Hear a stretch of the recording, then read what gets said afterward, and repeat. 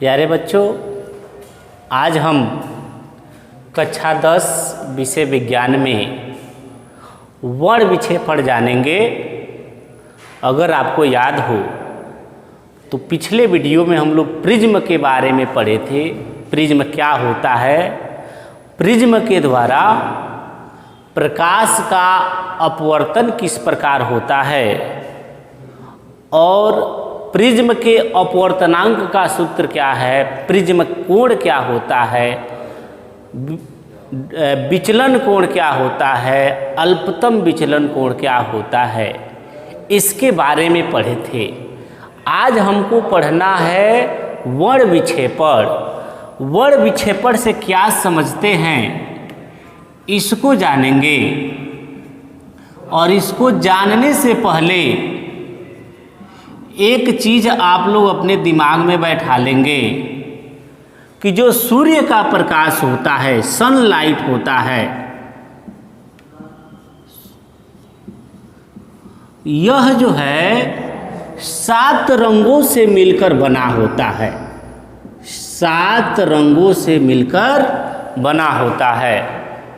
इसका उदाहरण आपको जब बारिश आता है तो उसके बाद जो है जब मौसम खुल जाता है तो आकाश में एक आकृति बनती है जिसमें कई रंग होते हैं, जिसको इंद्रधनुष कहते हैं। उससे आप जान सकते हैं कि सूर्य के प्रकाश में 7 रंग होते हैं। वर्ण विक्षेपण का क्या मतलब है इसको समझेंगे कि जब प्रिज्म जो होता है,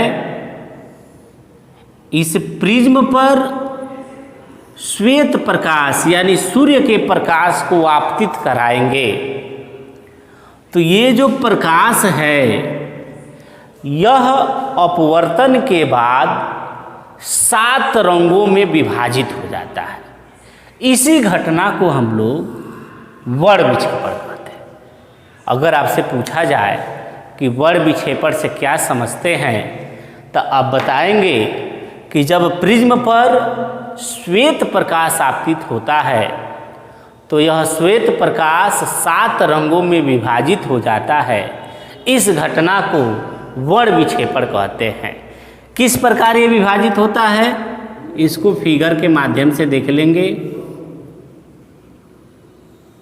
इस तरह से ये तीसरा हो गया, चौथा, पांचवा, छठवां और ये 7वां।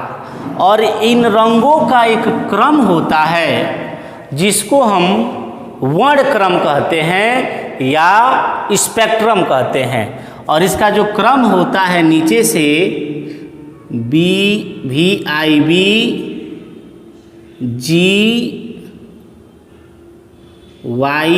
GYOR, ये सब मिलके एक शब्द बनाता है।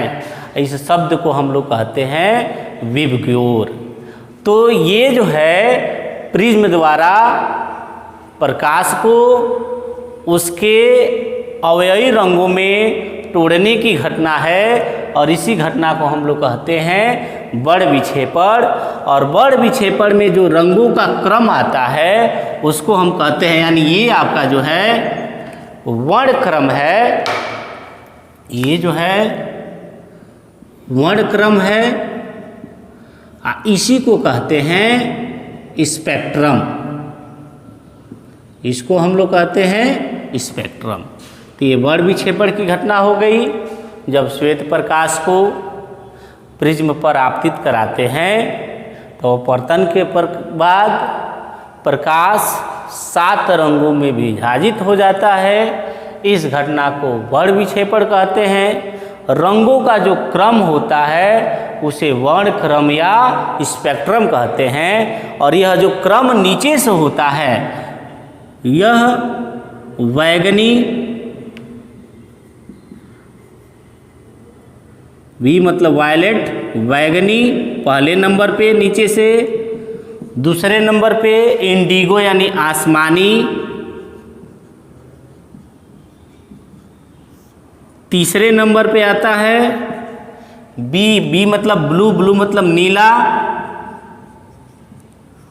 चौथे नंबर पे आएगा जी मतलब ग्रीन, यानी हिंदी में इसको हरा कहेंगे। पांचवें नंबर पे जो होगा वह वाई मतलब येलो यानी पीला। छठवें नंबर पे जो होगा वह ऑरेंज यानी संतरा। और सातवें नंबर पे जो होगा रेड यानी लाल। अगर ध्यान से देखेंगे तो प्रिज्म के अपवर्तन के बाद जो रंगों का क्रम आया है उसमें बैंगनी रंग सबसे नीचे है और लाल रंग सबसे ऊपर है।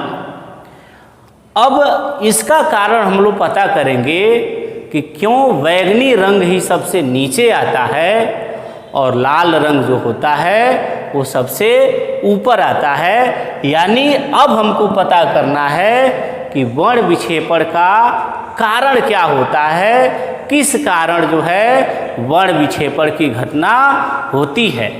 तो ये रंगों का क्रम आप याद रखेंगे, विबग्योर, बैंगनी, आसमानी, नीला, हरा, पीला, संतरा और लाल।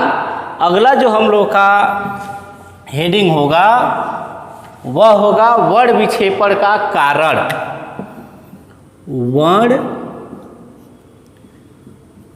विक्षेपण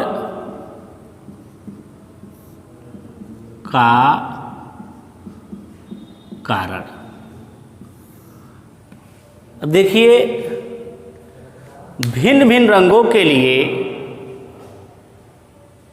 जो पदार्थ का अपवर्तनांक होता है, कांच का जो अपवर्तनांक होता है वह भिन्न भिन्न होता है। इसी कारण जो है जो प्रकाश होता है जिसमें कई रंग होते हैं, जब प्रिज्म से गुजरता है तो उसके चाल जो है अलग अलग हो जाते हैं, बदल जाते हैं, क्योंकि भिन्न भिन्न रंगों के लिए कांच का जो अपवर्तनांक होता है वह भिन्न भिन्न होता है। हम आपको बताए होंगे पिछले वीडियो में अपवर्तनांक से क्या समझते हैं। अपवर्तनांक किसी माध्यम का गुण होता है जो प्रकाश किरणों को मोड़ता है। तो यहाँ जब हम ध्यान से देखेंगे तो बैंगनी रंग सबसे नीचे है।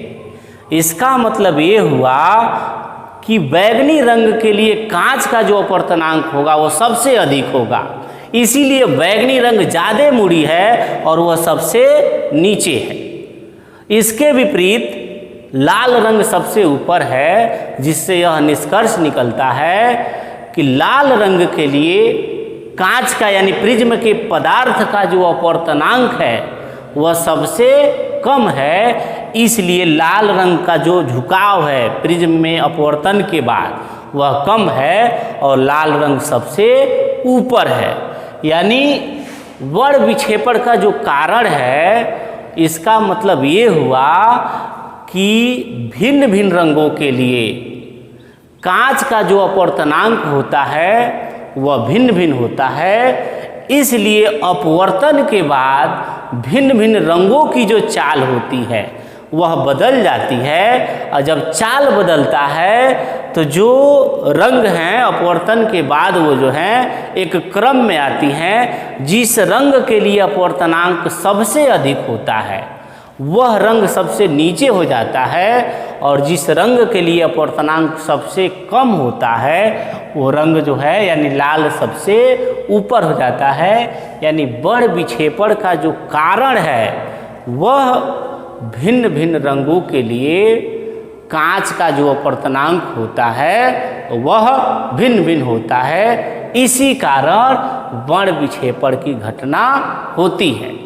सबसे अधिक अपवर्तनांक बैंगनी रंग का होता है और सबसे कम अपवर्तनांक लाल रंग का होता है। इसलिए बैंगनी रंग जो होती है अपवर्तन के बाद, प्रिज्म से अपवर्तन के बाद सबसे नीचे होता है और लाल रंग जो होता है अपवर्तन के बाद सबसे ऊपर होता है। अब एक चीज़ और इस पर हम लोग ध्यान देंगे, जिस रंग के लिए अपवर्तनांक सबसे अधिक होता है उस रंग की जो फोकस दूरी होती है किसी पदार्थ से होकर जाने पर वह सबसे कम होती है, यानी बैंगनी रंग की जो फोकस दूरी होती है, यानी कांच का बैंगनी रंग के लिए जो फोकस दूरी होता है वो सबसे कम होता है, और लाल रंग के लिए जो फोकस दूरी होता है वो सबसे अधिक होता है। बैंगनी रंग का जो ये फोकस दूरी है ये बहुत जल्दी जो है ये क्या कहते हैं फोकस कर जाता है, यानी किसी बिंदु पर बैंगनी रंग केंद्रित हो जाता है, जबकि लाल रंग जो होता है वह दूर से ही आपको दिखाई देता है। इसलिए खतरे का जो भी निशान है वह लाल रंग से बनाया जाता है। तो यह जो था वर्ण विक्षेपण का कारण था। वर्ण विक्षेपण हम लोग पढ़े, जब श्वेत प्रकाश को प्रिज्म पर आपतित कराते हैं तो अपवर्तन के बाद श्वेत प्रकाश 7 रंगों में विभाजित हो जाता है। इस घटना को वर्ण विक्षेपण कहते हैं, और रंगों के क्रम को वर्ण क्रम या स्पेक्ट्रम कहते हैं। रंगों का जो नीचे से क्रम होता है वह विबग्योर होता है, जो क्रमशः बैंगनी, आसमानी, नीला, हरा, पीला, नारंगी और लाल होता है। उसके बाद हम लोग पढ़े वर्ण विक्षेपण का कारण। तो इसमें आप बताएंगे कि कांच के लिए भिन्न भिन्न रंगों के लिए अपवर्तनांक भिन्न भिन्न होता है, अतः कांच में भिन्न भिन्न रंगों की चाल भिन्न भिन्न होती है। अतः जब श्वेत प्रकाश प्रिज्म पर आपतित कराते हैं तो वह 7 रंगों में विभाजित हो जाते हैं। जिस रंग का अपवर्तनांक सबसे अधिक होता है वह पहले फोकस करता है, इसलिए बैंगनी जो है, बैंगनी के लिए कांच का अपवर्तनांक सबसे अधिक होता है, इसलिए यह पहले फोकस कर देता है, और लाल रंग के लिए कांच का अपवर्तनांक सबसे कम होता है, इसलिए यह बाद में फोकस करता है, यानी कम झुकता है। यही कारण है कि बैंगनी रंग नीचे होता है और लाल रंग ऊपर होता है। एक और चीज, जब अपवर्तनांक इसका अधिक है तो बैंगनी रंग के लिए तरंगदैर्घ्य सबसे कम होगा, यानी छोटी तरंगदैर्घ्य का होगा, और लाल रंग के लिए अपवर्तनांक सबसे कम है। इसका मतलब लाल रंग के लिए तरंगदैर्घ्य सबसे अधिक होगा, और दृश्य प्रकाश का जो रेंज है वह 4000 एंगस्ट्रॉम से 8000 एंगस्ट्रॉम तक होता है, यानी उसी रंग को हम देख सकते हैं। दृश्य प्रकाश का मतलब जान लीजिए थोड़ा सा आप लोग, उसी प्रकाश को हम देख सकते हैं जिस प्रकाश का तरंगदैर्घ्य 4000 से लेकर 8000 के बीच में होता है। तो बैंगनी रंग का तरंगदैर्घ्य होता है लगभग 4000 के पास होता है, और लाल रंग का जो तरंगदैर्घ्य होता है वो लगभग 8000 के पास होता है। आज के लिए बस इतना ही। धन्यवाद।